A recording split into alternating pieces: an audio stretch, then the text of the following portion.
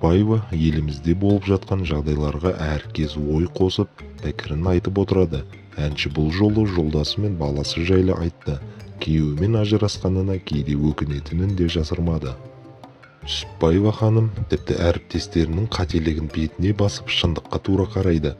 Бұл мінезі көпті қайран қалдырса, енді бірі өзіне жарнама жасау деп жатады. Мен тұрмысқа шыққан соң біраз уақыт бала көтере алмадым.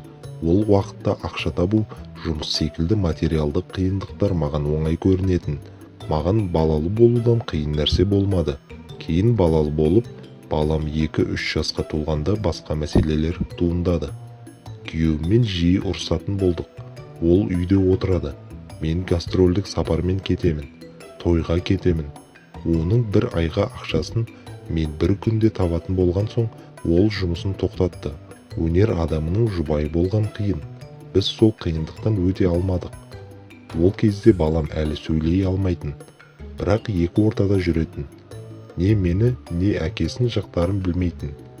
Сондықтан егер бұлай жүре берсек, балам ауру болады деп шештім.